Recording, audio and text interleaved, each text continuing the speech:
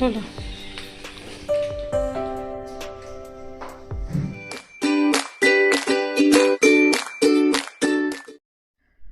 Hello everyone, welcome back to my new blog. I hope आप सब लोग अच्छे होंगे, स्वस्थ होंगे, मज़े में होंगे। Good morning guys. आज है 31 और बस एक ही दिन बचे हैं नए साल की शुरुआत होने में, 2024 को जाने में सिर्फ और सिर्फ आज का दिन है। तो आज हमारे जो काम काज का है वो लास्ट डे है और अगले साल से देखते हैं क्या कैसे लाइफ चलती है, कैसे होती है। और आई होप अच्छा ही चले। भगवान से प्रे करूँगी कि जैसे ये साल निकल गया अच्छे से और एक दूसरे के साथ बस हर साल ऐसा ही निकलता रहे अच्छे से। साल अच्छे जाते रहे। वैसे ये साल आखिरी जाते जाते कुछ अच्छा सा नहीं हुआ।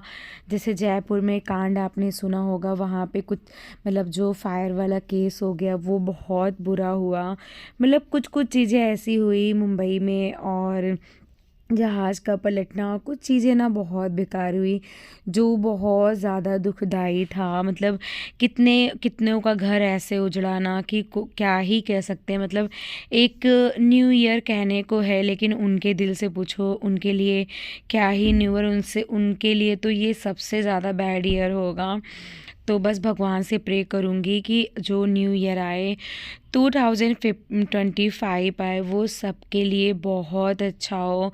सब स्वस्थ रहें, हेल्दी रहें, सबकी फैमिली अच्छे से रहे, सबका परिवार खुश रहे, और एक सबसे ज़रूरी चीज़, सबका एक दूसरे के साथ साथ बना रहे, कोई भी ना बिछड़े। क्योंकि परिवार ही ना जान होती है। पेरेंट्स की जान बच्चे, बच्चों की जान पेरेंट्स, मतलब ऐसे ही फैमिली होती है। भगवान सबको प्यार से रखें। तो आज है लास्ट डे में जो जो काम निपटाना है वो निपटा लेंगे। न्यू ईयर पे देखते भी कुछ प्लान ऐसा नहीं है कहाँ जाने का। एक्चुअली ना थोड़ी सी मतलब हेल्थ इश्यूज़ हुई है। जैसे मेरी आइज़ में इन्फेक्शन वगैरह हुआ है, जिसकी वजह से थोड़ा सा डॉक्टर ने मना किया है धूल मिट्टी और हवा से आई को बचाने के लिए। और बच्चों की भी तबीयत थोड़ी सी ख़राब चल रही है। ख़राब मतलब जैसे कि सीज़न ही चल रहा है कोल्ड कफ़ का, तो बस वही वाली प्रॉब्लम है। और इतनी समय ठंड ना बहुत ज़्यादा बढ़ गई है। इधर 2 दिन से ठंड कुछ ज़्यादा ही हो गई है, तो थोड़ा से बच के भी रहना ज़रूरी है। लेकिन कितना ही आप बच लो, घर के कामों को आप अवॉइड नहीं कर सकते हो। मतलब मुझसे तो अवॉइड होता ही नहीं है। कितना भी सोच लो ये तबीयत ख़राब हो, बैठ जाओ, लेट जाओ, मतलब थोड़ा सा रेस्ट कर लो, मुझसे सच में नहीं होता है, शुरू से नहीं होता है। मेरे हस्बैंड का कहना यही है कि भाई तुम्हारे अंदर एक सफाई का कीड़ा है, और पता नहीं कैसे वो बोलते हैं कि मतलब एक बीमारी सी है तुमको सफाई वाला। मतलब ऐसा नहीं है कि जो हेल्थ इश्यूज़ हो तो कि तुम थोड़ी देर रुक जाओ, बैठ जाओ। मतलब मुझसे देखा ही नहीं जाता है, लगता है नहीं बैठ जाऊंगी तो और मैं अच्छा फ़ील नहीं करूंगी, तो काम करती रहूंगी तो अच्छा फ़ील करूंगी। बस इस वजह से मैं काम करती रहती हूँ। कभी भी मतलब काम को मैं छोड़ती नहीं हूँ, और हेल्थ पहली प्रायोरिटी होती है। लेकिन हेल्थ और भी ख़राब होता है जब हम सुन लेते हैं कि हमें बैठना है। डॉक्टर्स का क्या, डॉक्टर्स तो रेस्ट के लिए बोल देते हैं, लेकिन वो रेस्ट उनका फ़ायदा होता है। आप रेस्ट करो और बीमार हो और डॉक्टर के चक्कर लगाओ, इससे अच्छा है काम काज करते रहो घर का ना। और घर के काम आजकल कितने ही ज़्यादा होते हैं। वैसे झाड़ू पोछा बर्तन लगे होते हैं तो कितना काम होता है। थोड़ा बहुत साफ़ सफाई देखना, बच्चों को देखना, ये तो हम अच्छे से कर सकते हैं, तो करना चाहिए। तो डॉक्टर ने जैसे कि बोला इन्फेक्शन है तो आप धूल मिट्टी से बचिए, डस्ट वस्ट से बचिए। तो लेकिन अब डस्ट से कैसे बचें? आप डस्टिंग नहीं करोगे घर का तो आपका घर 10 दिन में पूरा चिड़िया खाना दिखने लगेगा, घोंसला बनने लगेगा। तो वो भी तो नहीं देखा जाएगा ना, किसके भरोसे हम छोड़े, कौन करेगा। तो यही सोच के फिर मैं रेस्ट वेस्ट नहीं करती हूँ, जो होगा देखा जाएगा।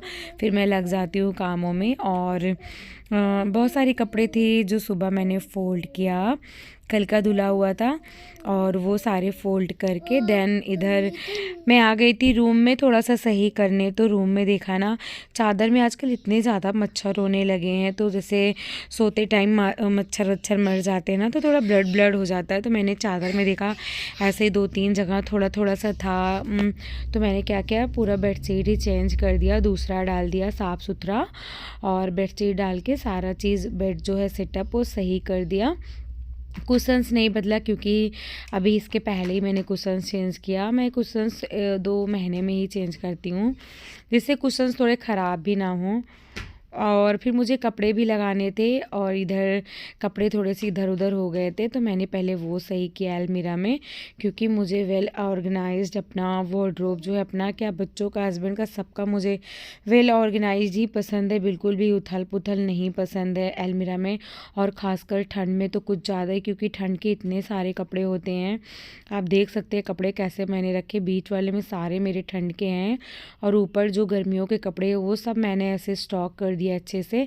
और ये मेरे वेस्टर्न कपड़े हैं, इसमें टॉप, जीन्स और मिडीज़ वगैरह, स्कर्ट्स, ये सारे होते हैं। इसके बगल वाली जो अलमीरा है वो सारे इंडियन और ड्रेसेस के, सिर्फ साड़ी की सिर्फ और सिर्फ साड़ी है, बाकी और जो पार्टी वेयर लहंगे ड्रेसेस होते हैं वो सारे बेड में हैं। और अभी न्यू अलमीरा भी एक आई है, वो वीडियो मैंने रिकॉर्ड किया था, मतलब अलमीरा जब आई थी, लेकिन डिलीट कर दिया मैंने ध्यान नहीं दिया, फटाफट करके मैंने डिलीट मार दिया। जब डिलीट कर दिया तब ध्यान आया। तो एक न्यू अलमीरा भी आई है, उसको अरेंज करेंगे तो मैं आपके साथ शेयर करूँगी। उसमें सारे मैं अपने ट्रेडिशन, मतलब इंडियन वेयर जितने भी होते हैं वो सारे लहंगे वहंगे सब पार्टी वेयर कपड़े सेट करूँगी, तो मैं आपको दिखाऊंगी। इधर मेरे कुछ जीन्स वगैरह जैसे आजकल पहनती थी ना 1 घंटे के लिए, तो ऐसे रख देती थी, वो सब मैंने हैंगर में हैंग किया।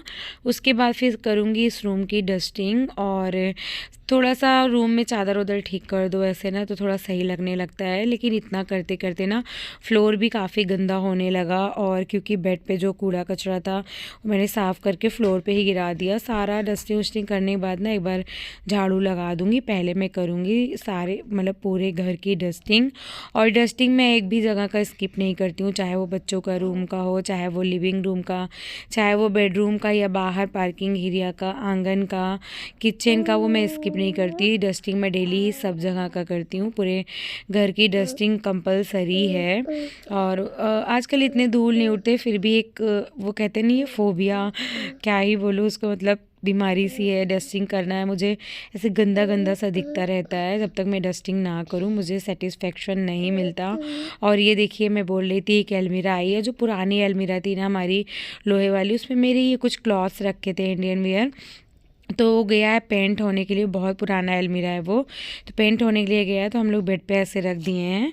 अभी इसको भी अरेंज करना है। उसके बाद फिर मैं आ गई थी बच्चों के रूम को, बच्चों के अलमीरा को अरेंज करने। थोड़ा बहुत तो बच्चे कपड़े वपड़े निकालते हैं, तो रूम उनका अलमीरा जो होता है वो बिगड़ सा जाता है। तो मैं जब भी बच्चों का कपड़ा सेट करती हूँ ना, कपड़े तो डेली ही सेट करना होता है, मतलब डेली फोल्ड होते हैं कपड़े, तो मैं बच्चों को डेली अलमीरा एक बार सेट कर देती हूँ, फिर दूसरे दिन आऊँगी फिर बिखरा मिलेगा।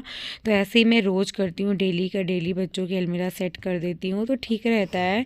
इसमें मेरे दोनों बच्चों के कपड़े होते हैं। आजकल तो वुलन की वजह से कुछ ज़्यादा ही भरा भरा रहता है अलमीरा, तो पहले बच्चों के अलमीरा को सेट करके बाकी काम फिर फटाफट निपटाऊँगी।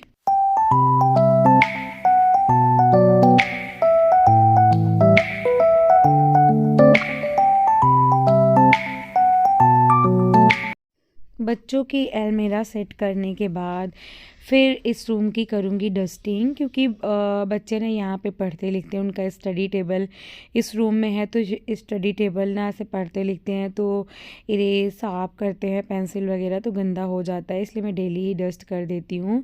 उसके बाद ये है चेस्ट ऑफ ड्रॉअर हमारा, इसमें मैं अपने छोटे छोटे जैसे होते हैं बच्चों के सॉक्स, हस्बैंड के सॉक्स, सारी हैंकीज़ और मेरे कुछ पर्स और रिपोर्ट्स वगैरह जो होते हैं बच्चों के गया मेरे, या फिर किसी का भी रिपोर्ट्स होता है, डॉक्टर्स जो रिपोर्ट होते हैं वो सारे मैं इसमें रखती हूँ। इसमें कई सेक्शन ऐसे मैंने खुद से डिज़ाइन करके बनवाया था ऑर्डर दे के। तो मैंने ऐसे कई सेक्शन करके ड्रॉअर लगवाए हैं जिसमें मैं चीज़ों को ऑर्गेनाइज कर सकूँ।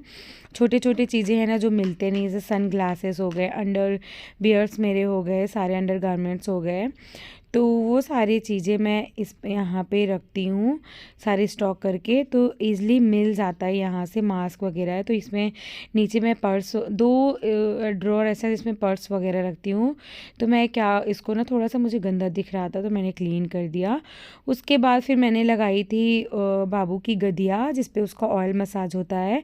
तो वो तो अभी सुबह बच्चे चाय वाय मतलब चाय फ़ैन वगैरह खाए थे ना, तो चाय गिर गया था, तो लगे हाथ मैंने उसको वॉश होने के लिए लगा दिया। तो वो वॉश हो गया था, उसको ड्रायर में लगा दिया मैंने। तो इधर बेडशीट वगैरह थोड़े से मेरे थोड़े बहुत कपड़े थे, एक लॉट सुबह भी लग चुका है, वो डल भी चुका था, वो मैंने रिकॉर्ड नहीं करा था।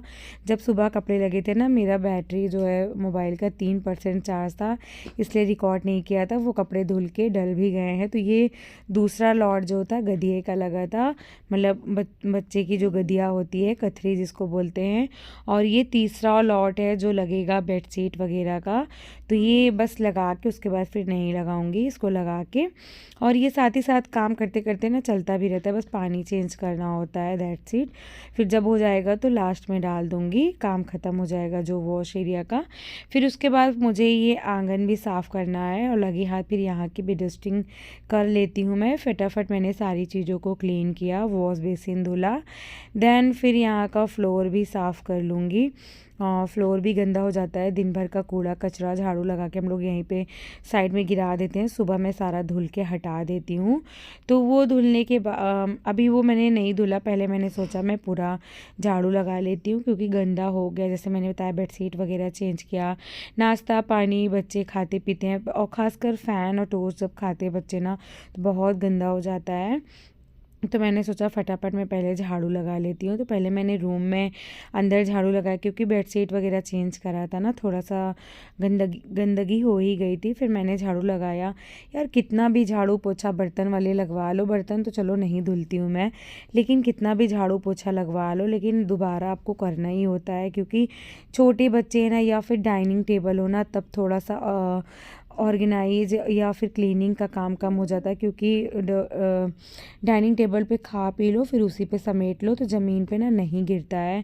लेकिन ऐसे हम लोग जिस तरह ज़मीन में बैठ के खाते पीते हैं ना तो बहुत गंदा हो जाता है, दोबारा मुझे झाड़ू पोछा करना ही होता है। अभी मैं लगाऊंगी सिर्फ झाड़ू पोछा, मैं खाना पीना बनाने के बाद किचन में जब झाड़ू लगा के पोछा लगाऊंगी ना तब फिर मैं सब जगह पोछा लगा लूँगी।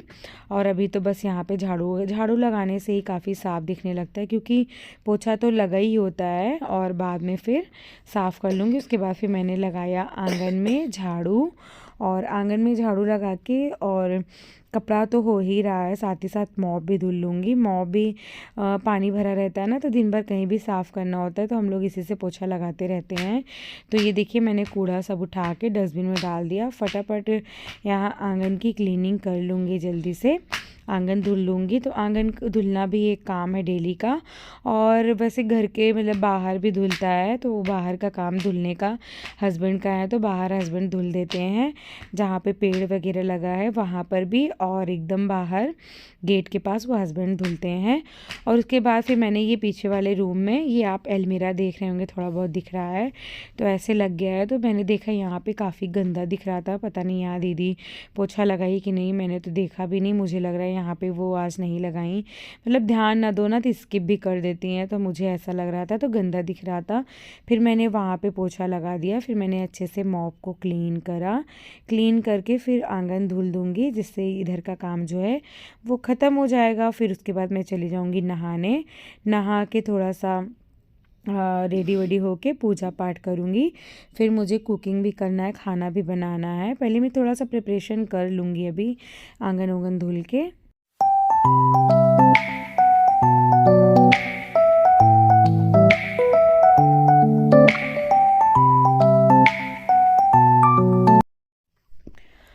आंगन धुल के मैं आ गई थी किचन में, और किचन भी अभी मैंने क्लीन नहीं किया था, तो फटाफट किचन में क्लीनिंग का काम मतलब डस्टिंग तो कर लिया था, जैसे चिमनी वगैरह और फ्रिज वगैरह सब क्लीन कर दिया था, बस नहीं पोछा था। तो ये स्लैब मतलब काउंटर टॉप नहीं पोछा था, क्लीन किया था। सुबह नाश्ता पानी हम लोगों ने किया था, चाय वाय बनी थी, तो फिर एक बार काउंटर टॉप वगैरह सब कुछ हटा के अच्छे से साफ़ कर दूँ, गैस स्टोव वगैरह सब क्लीन कर दूँगी।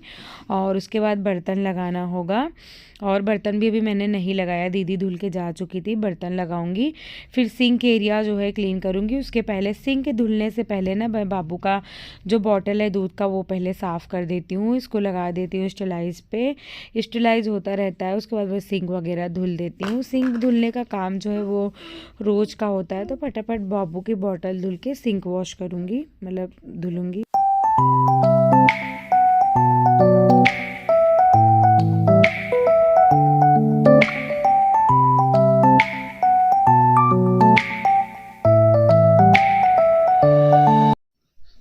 सिंक साफ़ कर लिया, अब किचन पूरी साफ़ हो गई। उतनी देर में मम्मी का कॉल आ गया था, मम्मी से बात करने लगी मैं। फिर उसके बाद काफ़ी टाइम हो रहा था, हस्बैंड को ना दवा खानी थी, तो सुबह नाश्ता वैसे करे हैं वो पराठा चाय का, लेकिन काफ़ी देर हो गया तो बोल रहे थे 2 ठो ब्रेड सेक दो, मक्खन लगा के दे दो, मैं दवा खा लूँ।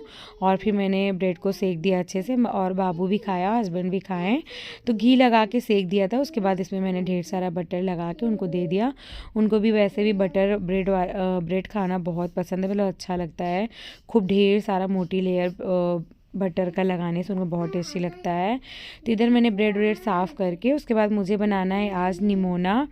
निमोना तो आप जानते हो कि हमारे यूपी में मटर का निमोना बहुत खाया जाता है, बहुत टेस्टी भी लगता है जब और ये सर्दियों में सिर्फ मज़ा आता है।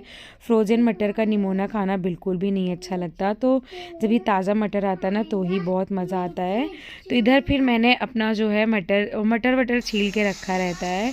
अभी 3 किलो मटर लाई थी तो मैंने छील के रख दिया, बहुत सही रहता है जब भी काम हो ना मटर का, तो फटाफट हम लोग बना लेते हैं। उसके बाद मैं चली गई थी नहाने, नहा धो के फिर मैंने किया पूजा, और मैंने ये टी शर्ट और जीन्स डाला हुआ है।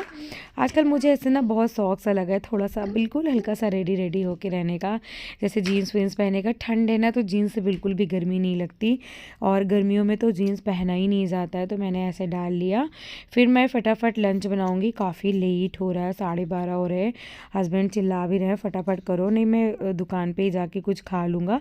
मैंने बोला नहीं बस 20 मिनट दो, मैं फटाफट बना दूँगी। इसलिए मैंने सिर्फ भगवान को हाथ जोड़ के जल्दी से आ गई कि नहीं पहले मैं खाना बना लेती हूँ, नहीं तो वो भूखे चले जाएंगे। तो फटाफट मैंने कढ़ाई चढ़ा दिया, कढ़ाई में तेल डाला, और फिर उसमें तेल जब गर्म हो गया, चटकने लगा, देन फिर उसमें मैंने जीरा डाला, थोड़ा सा हींग डाला, और मसाले में पीसा है मैंने धनिया, लहसुन, मिर्च, अदरक का पेस्ट, और बहुत से सिंपल सा निमोना मैं बनाऊंगी। धनिया, लहसुन, मिर्च का पेस्ट उसको मैंने इसी तेल में फ्राई कर लिया कुछ देर।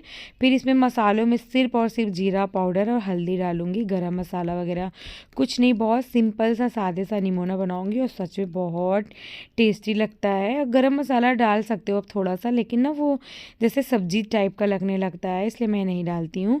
फिर वो जो मटर हमने पीसा था ना उसको डाल के थोड़ी देर इसको भूनूंगी, 3 से 4 मिनट। और फिर उसके बाद यहाँ मैंने आलू भी कट करके रखा है, आलू भी डाल के इसको थोड़ी देर भून लूँगी अच्छे से।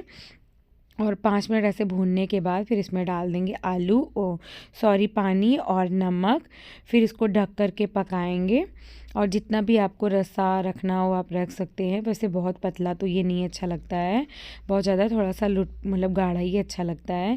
तो यहाँ पे पानी वानी डाल के मैंने इसे ढक दिया, अभी ये आराम से पकेगा। तब तक मैंने चढ़ा दिया था चावल, इधर चावल भी 80% कुक हो गया था, तो मैंने ना उसको छान दिया है। अभी ये थोड़ा सा धीमे फ्लेम पे कर दूँगी, तो और ये थोड़ा सा भाप में पक जाएगा अच्छे से, तो हमारे खिले खिले चावल जो है वो बन के रेडी हो जाएंगे। और सैलेड में सिर्फ कट करूँगी मूली और कुछ नहीं, और थोड़ी सी ना टमाटर की चटनी रखी है, और साथ ही साथ ये बथुआ का मैंने कल आटा लगाया था शाम को, तो वो भी बच गया था, तो वो रखा था मैंने, उसी की सेक लूँगी रोटियाँ। तो इधर फटाफट मैंने अपनी रोटियाँ भी सेकनी शुरू कर दी, मतलब क्योंकि हस्बैंड को बहुत देर हो इसलिए मैंने हाई फ्लेम पर सब्जी को कुक कर रही हूँ, जिससे जल्दी से आलू पक जाए। काफ़ी लेट हो रहा था, खाना बनाते बनाते ना 1 से ज़्यादा हो गए थे, उनको काफ़ी देर हो रहा था। था, वो तो बस ऐसे ही जा रहे थे, लेकिन मैं ही नहीं जाने दे रही थी। तो फटाफट रोटियां सेक के पहले लगा दूंगी उनकी थाली, और वो खाना पीना खा के निकल जाएंगे ना, उसके बाद फिर पोछा वोछा लगा के फिर बाबू को खाना खिलाऊंगी। और सबसे मेन टास्क होता है बाबू को खाना खिलाना। उसको खाना खिला के फिर मैं फ्री हो जाऊंगी, उसके बाद में मैं भी खाना खाऊंगी। पहले मैं उसी को खाना खिलाती हूँ जिससे मैं रिलैक्स होकर खाना खा पाऊँ। तो सॉरी गाइस, थोड़ी सी नॉइज़ आ रही होगी, बच्चे इधर खेल भी रहे हैं। तो इधर देखिए मेरी रोटियां जो है वो बन के रेडी हो जाएंगी फटाफट, फिर लगा देते हैं हस्बैंड की थाली।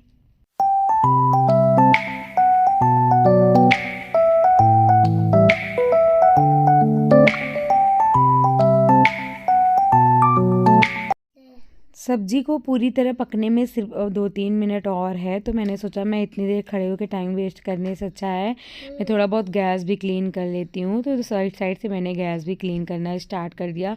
वैसे ये डेंजर है ऐसे क्लीन करना गरम गरम, लेकिन मुझे ना टाइम वेस्ट करना बिल्कुल भी अच्छा नहीं लगता, क्योंकि टाइम बचता ही नहीं यार। आजकल काम करते करते 2:30 ऐसे बच जाते हैं ना, मालूम ही नहीं चलता है। वो देखिए ऐसे ही बोल रहे थे घड़ी दिखा के कि बहुत देर हुई, फटाफट दो, नहीं मैं बाहर खा लूँगा। तो मैं वही बोल रही थी बस 2 मिनट, आलू अभी थोड़े से कच्चे हैं। और ये देखिए, और क्योंकि खाना बाबू को खाना पीना खिलाते खिलाते ना 2:30 बज जाते हैं, फिर थोड़ी देर लेटो, फिर उठने का टाइम हो जाता है, फिर वॉक करने का टाइम शाम का हो जाता है, इसलिए टाइम बिल्कुल भी नहीं मिलता। खासकर बच्चों के साथ, जो कि बच्चों की पूरी जिम्मेदारी है संभालने की सारा दिन। कोई भी नहीं ऐसे है घर में कि उनको देख सके, सारा दिन बच्चों को देखना, खिलाना पिलाना, उनको संभालना, मेडिसिन देना, सब कुछ काम होता है, बहुत ज़्यादा काम होते हैं। और जिन घर में बड़े होते हैं ना वो सही रहता है, बच्चों को देख लेते हैं, खिला पिला देते हैं ऐसे, तो सही रहता है, मेरा काम बहुत बढ़ जाता है। तो खाना रेडी हो गया, फिर मैंने लगा दिया रोटी और निमोना चावल चटनी। सैलेड में सिर्फ मूली कट किया था, तो हस्बैंड बोले थे एक रोटी निकाल लो, मैं नहीं खाऊंगा, तो मैंने एक रोटी निकाल ली। उसके बाद लास्ट काम है मेरा पोछा लगाने का। फटाफट पोछा लगा के मैं हो जाऊंगी फ्री। चलिए फिर इसी के साथ मैं आज का ब्लॉग यहीं पे एंड करती हूँ। आई होप आपको अच्छा लगा तो चैनल को सब्सक्राइब करिएगा, बेल आइकन को प्रेस करिएगा, और कमेंट करके बताइएगा आपको मेरे ब्लॉग्स कैसे लगते हैं। तो मिलते हैं आपको नेक्स्ट ब्लॉग में, और आपके लाइक और सब्सक्राइब का बहुत ज़्यादा इंतज़ार रहता है मुझे, और बहुत मोटिवेट होती हूँ मैं आगे भी वीडियोज़ आपके पास ला सकूँ, अच्छी अच्छी वीडियोज़ को। तो प्लीज़ चैनल को सब्सक्राइब करके ही जाइएगा। चलिए फिर मिलते हैं नेक्स्ट वीडियो में, तब तक के लिए bye bye, till then take care, bye bye.